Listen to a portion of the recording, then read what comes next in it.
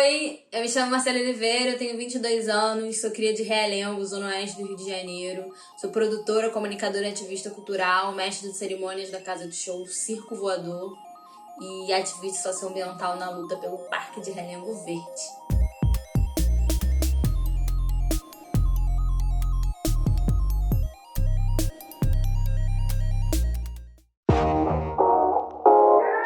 Eu queria contar hoje a minha história. E pra contar a minha história, eu acho que eu preciso voltar lá atrás, sabe? Tipo, lá realmente num lugar meio ancestral de perceber como todos os meus caminhos nunca são traçados sozinha. A minha família é uma família muito amorosa.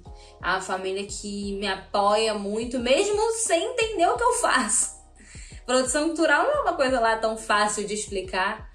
Mas eu já tive a oportunidade de levar o bloco de carnaval que eu produzia pra tocar na esquina de casa, por exemplo. E quando eles viram a situação acontecendo, eles ficaram tipo, ah tá, entendi. E foi um dos dias mais felizes da minha vida, um dos dias mais emocionantes. Assim como quando eu pude aproveitar e apresentar o show da minha banda favorita, que é o Baiana System, no palco do Circo Voador com vários amigos na plateia. Aquele dia também foi um dia muito importante pra mim. E eu acho que eu venho colecionando dias importantes, mesmo que sejam na minha micro bolha, né? Mas dias importantes porque são dias que me fazem acreditar que aquela mina de Realengo, que com 14 anos atravessou a cidade pra estudar no Maracanã, na Rede Fitec, numa escola irada, ensino público, que fez a diferença na minha vida. E depois foi estudar do outro lado da cidade, lá na UF Niterói, que é onde eu tô agora me formando em produção cultural. Tipo, a minha trajetória é uma trajetória não só de estudo e de esforço e de privilégio por poder, né, estar nesses espaços, mas também de honrar os caminhos de quem me trouxe até aqui. E perceber que a sociedade às vezes impõe umas coisas pra gente. Impõe que a gente vai trabalhar pra sempre naquele mesmo emprego, que a gente vai pensar pra sempre daquele mesmo jeito, que a gente vai estar fadado ao fracasso ou à mesmice. E eu não quero isso pra mim. Eu não quero isso pra mim, eu não quero isso pra você, eu não quero isso pra ninguém. A gente não precisa seguir essas lógicas que são impostas. A gente pode criar as nossas próprias lógicas, as nossas próprias narrativas. A gente pode ser artista, a gente pode ser advogado, a gente pode ser médico. E não vai ser fácil, não é como se fosse... ah, pronto. Não, não é isso. Mas a gente tem que proteger os nossos sonhos, porque os nossos sonhos são os sonhos de quem veio antes da gente e não conseguiu. E talvez agora a gente esteja podendo conseguir. E a gente não dá pra dar mole, sabe? Quando uma vida é interrompida, e o Rio de Janeiro gosta de interromper a vida de gente preta, que é uma beleza, eu fico pensando como essa vida poderia ser a minha. Isso me dá cada vez mais força, garra e ódio para conquistar ainda mais coisas, ainda mais títulos, ainda mais parques e ainda mais possibilidades de estar viva dentro dessa sociedade. Sou uma pessoa fruto do ensino público da Rede Fitec. Tive a oportunidade de fazer parte do movimento estudantil e essa oportunidade mudou a minha vida. E eu tive a oportunidade de entender a cultura como mais do que entretenimento. Eu acho que isso também mudou a minha vida. Eu sou da periferia, né? A minha família é uma família super católica. Eu cresci ali num movimento religioso que entendia que exercer a cidadania era obrigação de todos. A partir da história do padre João Cribim, no bairro de Magalhães Bastos, na paróquia São José. Não só os meus pais, como grande parte do bairro se movimentou em prol de causas sociais, então eu cresci vendo esse exemplo. E de alguma forma eu também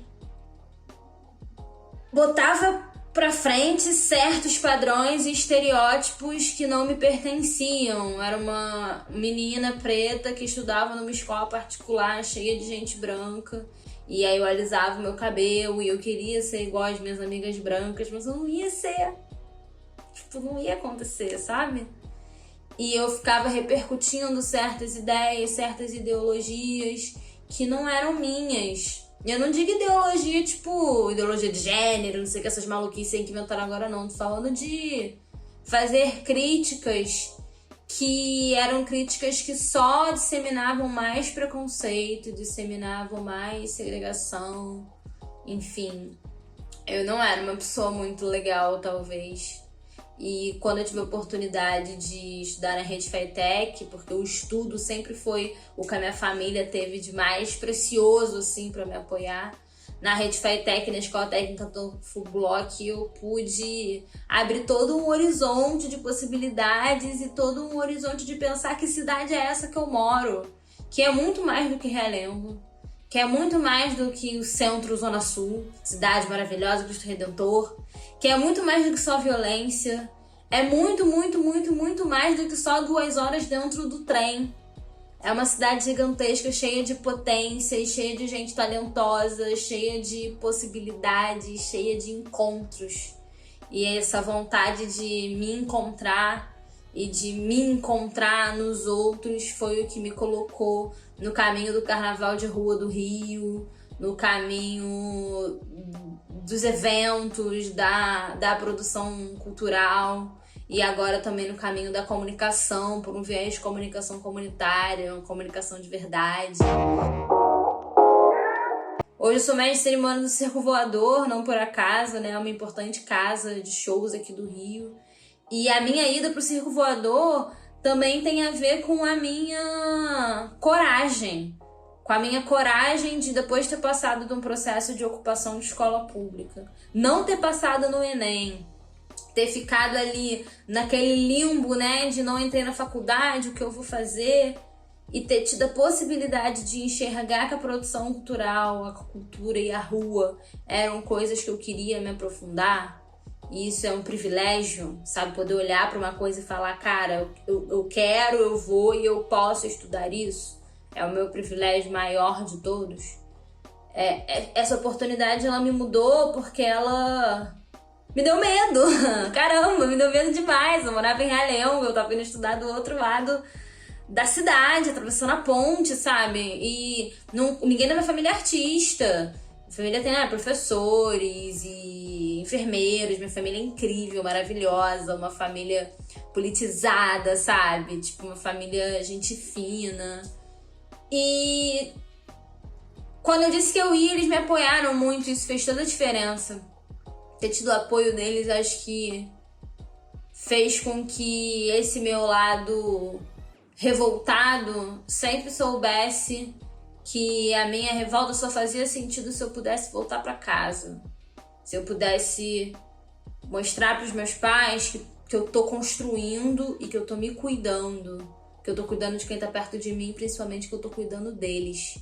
Eu escolhi produção cultural porque eu acredito na cultura como trampolim. Eu acredito na cultura como uma forma de dialogar e de dar conta daquilo que muitas vezes só a resenha não dá. A música, a dança, elas às vezes comunicam de uma forma tão ampla e tão geral com pessoas tão diferentes que só através delas você chega em certos assuntos. Então eu não trabalho com cultura só porque eu gosto de me divertir, porque eu gosto da farra, porque eu gosto da noite. Eu também gosto de tudo isso. Mas porque eu acho que ali você sensibiliza as pessoas. E a gente precisa se sensibilizar. A dureza, ela não nos pertence. Essa dureza, essa raiva, esse ódio, eu uso só para transformar. Eu uso só para colocar ainda mais potência naquilo que eu me envolvo. Eu não vou ficar nutrindo isso dentro do meu coração. Quem tem raiva, tá ligado? São eles, não somos nós. A gente tem coisas incríveis para fazer. A gente tem coisas potentes para mudar o mundo, mesmo que sejam só os nossos. E sabe o que eles têm raiva? Justamente disso.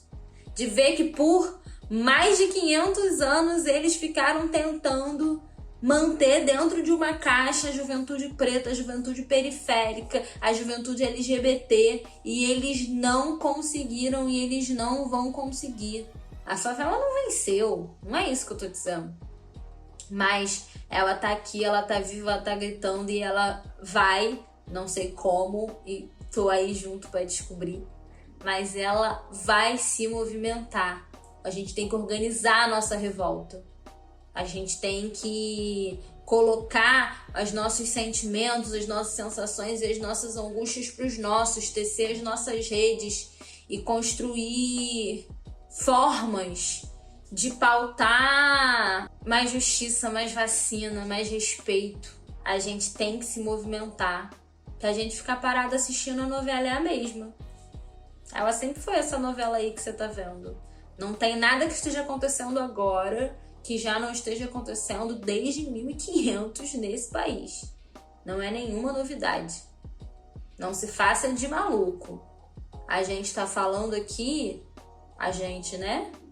Eu tô falando aqui da importância da gente entender o papel histórico que nós que estamos aqui vivendo nesse momento pandêmico temos para daqui a 50 anos, quem sabe, os nossos filhos e os nossos netos terem mais referências pretas, terem mais possibilidades de estudo, de crescimento, de profissões. É uma responsa, cara. E é uma responsa que tem que matar no peito, porque é uma responsa nossa.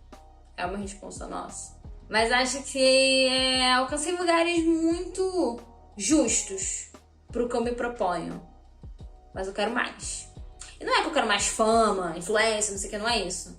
Eu quero que essa minha fome de mudança, que essa minha sede de guerra seja contagiosa, contagiante e me mantenha sempre me movimentando.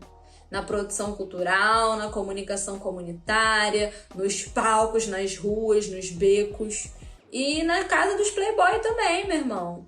Eu quero poder falar, porque a gente tem voz pra falar. Eu saí de um movimento estudantil, de uma ocupação de escola pública. Eu tive depressão. Eu ressignifiquei essa depressão. Eu passei na universidade pública. Eu faço ativismo. Eu tô viva. E é só por eu estar viva que eu acho que tudo isso vale a pena. Por eu estar viva, por eu estar me cuidando. Cuidando a nível de saúde, a nível de estudo, a nível amoroso. A gente precisa viver. A gente quer viver. E a gente tem que entender que nós somos os únicos responsáveis pelos nossos sonhos. Então protejam os sonhos de vocês, protejam as vontades de vocês de estudar, as vontades de vocês de ter família, as vontades de vocês de ter amigos, de criar eventos, de ter ideias, de ganhar dinheiro.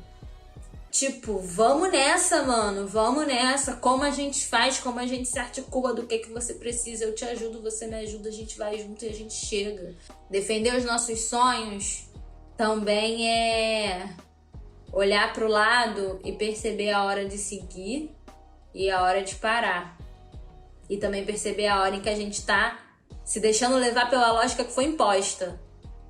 Uma lógica de que a gente vai fracassar, de que a gente vai dar errado, de que tá errado porque teve filho, já tá errado porque não teve, tá errado porque casou, tá errado porque não casou, tá errado porque vai pro baile, tá errado porque não vai.